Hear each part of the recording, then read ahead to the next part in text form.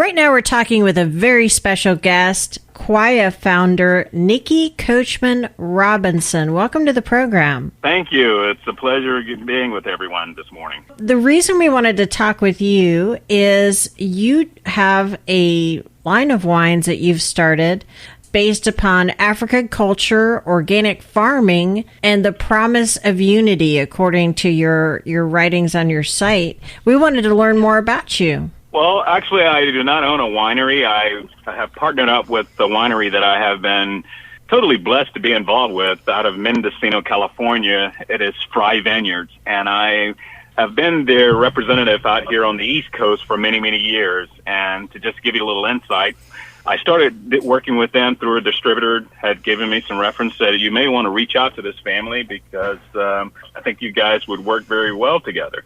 8 years later, after never meeting each other and working together for 8 years, like, so imagine working for someone for 8 years, never meeting them face to face. Until then, it can only be a great relationship just from the thought of it. So basically, when I went out there to Mendocino through an event that we had sponsored in Pasadena, it was called Seed, Food, and Wine. We drove up, and at that particular time, though, all of the wineries out in California, especially in the Napa, Sonoma, and the Mendocino area, was all recovering from the fires. And, you know, we have our hurricanes here, and out there they had the fire. So imagine, you know, when we have our hurricanes here in Florida, they have their fires out there. Everybody was practically living in trailers or campers. So we were all sitting around, I would say, the old trailer table, having a self-to-water and everything, and just discussing and everything that had happened with the winery. And out of the blue, I just said, listen, I know that I can bring a lot more attention, and especially to the African-American market of your wines. Would you guys be willing to look at allowing me to have my own wine label? It's something that I think that we can collaborate on. And right out of the blue, they said, of course, sure, that's no problem. And this was back in 2017. Wow. So, yeah, so we went a couple of years just putting everything in thought, and all of a sudden it came to the point to where let's go for it. And I had the pleasure of collaborating with one of their art designers, Nicole Martinson, who really just took all of my thoughts and ideas and my relationships and what was going on, because basically I was living inside of Whole Foods for, oh God, that's basically where I got my started into the wine business, representing Fry and Whole Foods. So when the idea came about, we thought about the colors, and I was just explaining the wines that I had been involved with and my connections dealing with Southern African wines. And we came up with Quia, the name. And Quia is a symbol and a name for the Hausa tribe in Africa, which stands for seed. And it just, I would say, snowballed from there. And we came up with the three varietals, which is a Chardonnay, a Merlot, and a Sangiovese. And to be honest with you, everybody said, why did I choose those three varietals? And it all has a little story behind it. The Chardonnay, when I first started dealing with wines, you know, to talk to people, I thought wines was something to make people feel good, relaxed, and happy. I'm a musician, so I basically told everyone, just walk away with a Chardonnay, and it kind of relates to that old song, Just Walk Away, Renee, if you remember that song. Yeah. So that song, you know, Just Walk Away with Chardonnay. So everybody liked it. They took the wine, and it went on from there. And then I'm from Georgia originally, and some of my home people would not call a wine Merlot. They would say, do you have a Merlot? So I would tell customers, I'd say, I have a lot of Merlot if you guys would come up here and try some. So that became a signature wine, and when I was working in Whole Foods with the tastings. And then the Sangiovese, Whole Foods would actually have a pasta night. And every Wednesday night, I would see all these people line up just waiting to have fresh pasta made for them.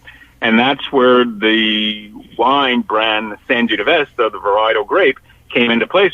So I would actually set up next to the pasta station, and we would give the customers pasta. And of course, if you're going to have pasta tonight, here's a perfect wine, which I would consider the pasta wine, the Sangiovese. And that's how those came. Did you work on the flavor profile with Katrina's daughter? Eliza? We Yeah. basically looked at what wines that I felt that would be a wine, first of all, to start off over here on the East Coast. And like I said, this was something that we looked at, the flavors, the varietals, everything that went into it, what would be something that I feel that would be a pairing with the consumers that we were dealing with in our particular area. Even though that we're looking to go across the entire United States with this particular brand, it's just something that Eliza and I discussed also, and this is what we came up with. That's great. The labels on these wines are beautiful, and you said an artist designed them. And Yes. I think I would collect these wines just for the labels, honestly. Well, thank you. They're so Thank you. unusual compared to everything else out there, and really conveys what you're trying to get across, I think, with the brand. So I think that's super important. And it also is notable that you're trying to fulfill a lot of different tastes with the branding of the wine, but also regionally in the United States. You know, there's a huge difference between New York wine drinkers and I would even say California wine drinkers. Absolutely. Do you think New York is almost more a heavy Italian influence, and is that why you went with the Sangiovese? Oh, yes. I mean, when you, and we do, being residents here in Florida, I have a lot of people visiting down here. Of course, you know, we have the snowbirds, and you hear people, oh, I want a more fuller body. I want something heavy. That's that New York. I say they probably look for something thicker because it's always cold up there. Here in South Florida and some of the other areas, you know, I've been more exposed to consumers that just wanted a wine that is smooth, a wine that is not with any added sulfites, that goes down very well. It's got great finishes, notes where people are just really picking up every natural quality of the wine when they're drinking it. Well, I can think of, off the top of my head, a whole host of retail outlets here in Florida that would love to carry your wine. We would love to connect you with those people so that Please. our listeners can have greater access to your wine. And we really appreciate your time because we love what you're doing, and we hope Thank you. You'll come back and update us on Anytime. anything that you're doing so that we can tell our listeners. Absolutely. I appreciate it. And thank you guys for taking the time to speak with me. In case you're just joining us, we're talking with Nikki Coachman Robinson, founder of Quia Wines. Thank you so much for joining us today. Thank you.